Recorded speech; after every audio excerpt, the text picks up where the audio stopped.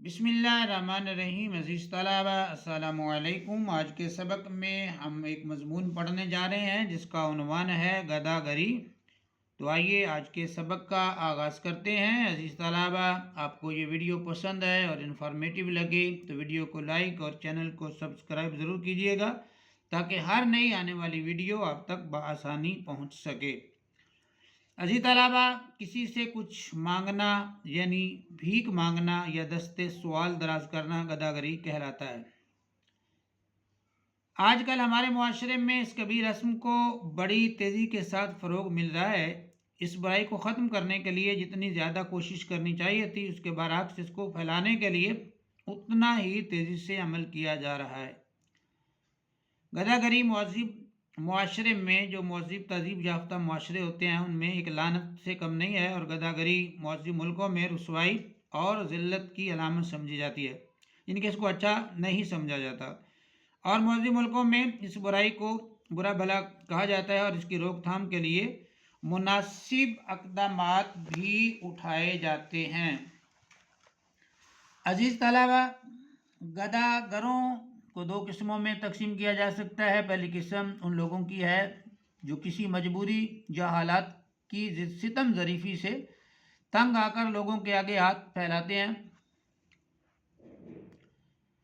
اور دوسری قسم ان لوگوں کی ہے جو تنہا آسانی کے عادی ہوتے ہیں، آرام پسند ہوتے ہیں، سہل پسند ہوتے ہیں، محنت اور مشقت کرنے کو ان کا دل نہیں کرتا بلکہ لوگوں کے آگے ہاتھ پھیلا کر مانگتے ہیں اور اسی کو اپنا باقاعدہ پیشہ بنا لیتے ہیں۔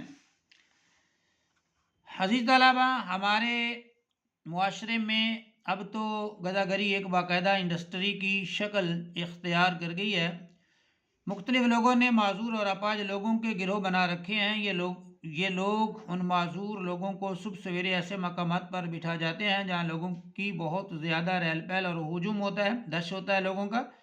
یہ معذور افراد مختلف قسم کی آوازیں کستے اور راہگیروں کو اپنی طرف متوجہ کرتے ہیں۔ یہ معذور افراد بھیک مانگنے اور صدا لگانے کے حوالے سے بھی نفسیاتی طریقہ کار اختیار کرتے ہیں۔ راہ جاتے ہوئے لوگوں کو دیکھ لیتے ہیں کہ یہ کس قسم کے لوگ ہیں۔ اگر کوئی نوجوان کتابیں اٹھا کر جا رہا ہو تو اس کو دعا دیں گے کہ اللہ تعالیٰ تجھے اچھے نمبروں سے پاس کرے۔ اگر کوئی فائل اٹھا کر جا رہا ہو تو اس سے کہیں گے کہ اللہ تجھے بہتر نوکری دے۔ ایسے ہی اگر کوئی نوبیاہتا جوڑا چلا جا رہا ہو جن کی تازہ شادی ہوئی ابھی، تو دعائیں دیں گے کہ اللہ جوڑی سلامت رکھے۔ اس طرح راہ چلتے ہوئے کے دل میں خیال پیدا ہو جاتا ہے کہ اس کی ضرور مدد کرنی چاہیے کہ اس نے مجھے موقع کی مناسبت سے دعا دی۔ ایسے لوگوں کو پھر جو ہے وہ کچھ نہ کچھ دے دیتے ہیں لوگ۔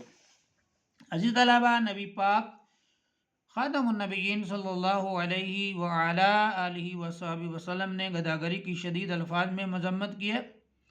آپ خاتم النبیین صلی اللہ علیہ وآلہ وصحبہ وسلم کا فرمان ہے، اے مسلمانوں، اللہ کی عبادت کرو اور اس کے ساتھ کسی کو شریک نہ کرو، احکام الہی بجا لاؤ اور لوگوں سے کچھ نہ مانگو۔ آپ خاتم النبیین صلی اللہ علیہ وآلہ وصحبہ وسلم نے ایک مقام پر مزید ارشاد فرمایا، جو شخص بھیک مانگتا ہے قیامت کے روز کے چہرے پر سیاہ داغ ہوگا جس سے وہ پہچانا جائے گا۔ اس حدیث پاک میں آپ خاتم النبیین صلی اللہ علیہ وآلہ وصحبہ وسلم نے نہایت ہی سخت الفاظ میں بھیک مانگنے کی مذمت کی ہے۔ آپ خاتم النبیین صلی اللہ علیہ وآلہ آلہ وصحبہ وسلم کے صحابہ کرام سوال کرنے کے معاملے میں اتنے محتاط تھے کہ اگر سواری کی حالت میں کسی کے ہاتھ سے چابک گر جاتا تو کبھی ساتھی سے نہیں کہتے تھے کہ مجھے یہ چابک پکڑا دو، خود سواری سے نیچے اترتے اور چابک اٹھاتے کہ کہیں یہ بھی سوال کرنے کے زمرے میں داخل نہ ہو۔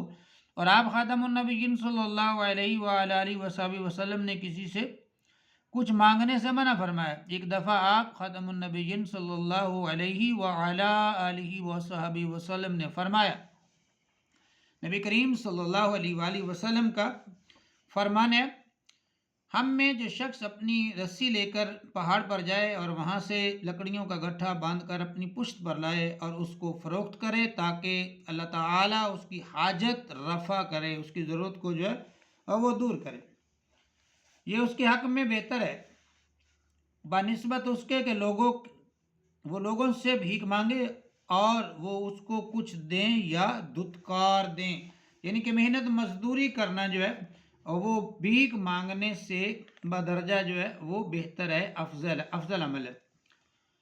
اگرچہ اسلام میں گداگری کی بہت زیادہ مذمت کی گئی ہے اور بھیک مانگنے والوں کو عذاب کی وعید سنائی گئی ہے، مگر اسلام نے یہ بھی حکم دیا ہے کہ غریب اور فقراء کی مدد کی جائے۔ اللہ تعالیٰ نے قرآن مجید میں ایسے لوگوں کی بابت کہا ہے، یہ لوگ دوسرے لوگوں سے لپٹ لپٹ کر سوال نہیں کرتے، اصل میں ایسے ہی لوگ ہماری امداد کے مستحق ہوتے ہیں، حقدار ہوتے ہیں، جو دوسروں کے آگے ہاتھ نہیں پھیلاتے اور نہ ہی اپنی زبان سے لوگوں کے سامنے اپنے حالات بیان کرتے ہیں۔ ایسے لوگوں کو تلاش کریں اور ان تک ان کا حق پہنچائیں، کیونکہ اسلام نے زکوٰۃ فرض ہی اس لیے کی ہے کہ معاشرے سے گداگری کی لعنت کا خاتمہ کیا جا سکے۔ عزیز طلبہ، اسلام یہ نہیں چاہتا کہ کوئی شخص کسی کے آگے ہاتھ پھیلائے اور اس کی عزت نفس مجروح ہو۔ اسلام تو ہر شخص کی توقیر چاہتا ہے، اس لیے آپ خاتم النبیین صلی اللہ علیہ وآلہ وصحبہ وسلم نے فرمایا کہ جب صدقہ کرنے لگو تو دوسرے ہاتھ کو اس کی خبر نہ ہو، یعنی کہ اگر آپ صدقہ دینا چاہتے ہیں تو وہ بھی اس انداز سے دیں کہ آپ کے دوسرے ہاتھ کو بھی اس کا علم نہ ہو۔ یہی اصل جو ہے وہ نیکی ہے کہ انسان کو دکھاوا نہیں کرنا چاہیے۔ عزیز طلبہ، ایک اخباری سروے کے مطابق پاکستان میں بہت سے بیکاری منشیات کے عادی ہیں۔ ایسے حضرات کے پاس جب نشہ کرنے کے لیے روپیہ پیسہ ختم ہو جاتا ہے تو یہ لوگوں کے آگے ہاتھ پھیلانا شروع کر دیتے ہیں۔ ایسے لوگوں کا علاج معالجہ کرا کے انہیں معاشرے کا معزز فرد بنایا جا سکتا ہے۔ عزیز طلبہ، گداگری کو معاشرے میں سے ختم کرنے کے لیے ضروری ہے کہ حکومت وقت اس حوالے سے مناسب اقدامات کرے۔ حکومت کو چاہیے کہ زکوٰۃ کے نظام کو بہتر کرے اور زکوٰۃ کا مصرف یعنی خرچ کرنے کی جو جگہ ہے درست مقامات پر کیا جائے۔ حکومت کی یہ بھی ذمہ داری ہے کہ وہ غریب لوگوں کی امداد کے لیے ایسے اداروں کی تشکیل کرے جو غریب لوگوں کو بلا سود قرضے دیں تاکہ لوگ آسانی سے اپنی روٹی کما سکیں۔ اگر کوئی نوجوان اور تندرست شخص بھیک مانگتا ہے تو بھیک دینے سے بہتر ہے کہ اس کے لیے کسی ملازمت کا بندوبست کر دیا جائے تاکہ وہ محنت مزدوری کرے اور اپنے گھر والوں کا پیٹ پال سکے۔ عزیز طلبہ، ایک سروے میں یہ بات بھی کھل کر سامنے آئی ہے کہ پاکستان میں بہت سے بیکاری ایسے ہیں جو کروڑوں روپے کی جاگیر کے مالک ہیں، مگر اپنی عادت سے مجبور اور تن آسانی کی وجہ سے محنت مشقت کرنے سے گھبراتے ہیں۔ اگر ہم اپنے روپے پیسے کا صحیح استعمال کریں تو اس گروہ کا خاتمہ ہو سکتا ہے۔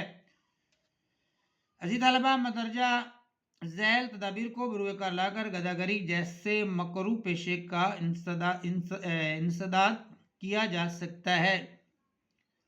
نمبر 1،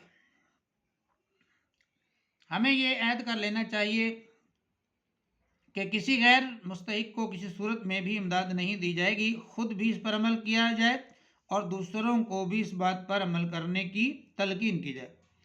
نمبر 2، علماء اور واعظین کا فرض ہے کہ وہ اپنی تقاریر میں اور وعظ کی مجلسوں میں لوگوں کو آزادی اور بے باکی کے ساتھ ذلت آمیز پیشے سے دور رہنے کی تلقین کریں۔